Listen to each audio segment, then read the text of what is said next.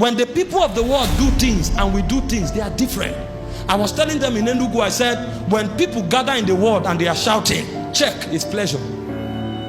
They are excited. So it's pleasure that provokes their shout. But I say, when you come into the kingdom and we are shouting, we don't shout because we are happy. We don't shout because we are excited. In addition to being happy and being excited, when we want walls to go down, we shout. Because when you shout, Jericho will go down. And so when you find believers shouting, they may not be excited, but shouting is something beyond excitement. It is at the world level that excitement is a product of pleasure. In the kingdom, excitement, shout, thanksgiving is a weapon. When we shout, there's a Jericho about to go down. There may be somebody or something you are contending with. You have prayed, you have fasted, it's not working. Go and wear a shirt and a boxer. Lock your door. If you don't know how to sing, get the tool of a minstrel and play some praise.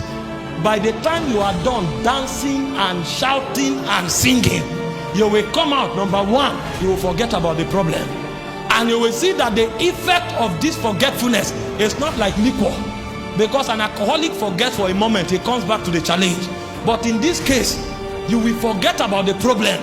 And when you show up the next time, you will break into extraordinary result. And yourself will wonder, how did this thing happen? The glory of God came down. Because the shout of the king is in the midst of our people. And when it comes down, every mountain goes back. When it comes down, every sea goes back. When you don't know how to give thanks and do it consciously, wait for a while. Drought will surround you.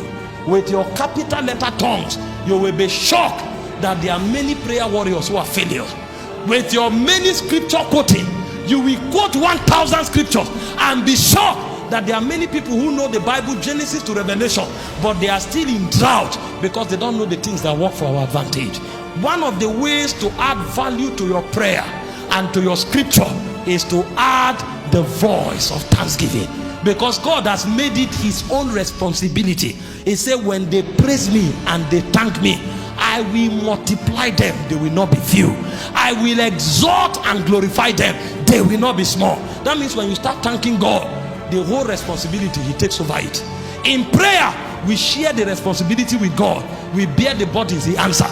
In thanksgiving, God takes the responsibility. Have you not read 2 Chronicles chapter 20 verse 20? He said, believe in the Lord your God, so shall ye be established. Believe in his prophet, so shall ye prosper. Prophet prophesied, nothing happened. When they were about to go into the battle, God now showed up and said, there is something you do that gets me committed. Get the singers, get the minstrels, put them in front and let them sing. And the Bible said, as they began to sing, as they began to shout, it said the army of Moab, Ammon and Mount Seir turned against themselves and they destroyed themselves. The last man standing that should have run away carried a spear and killed himself. When Israel showed up, they met the spoil. There's a way to fight without fighting.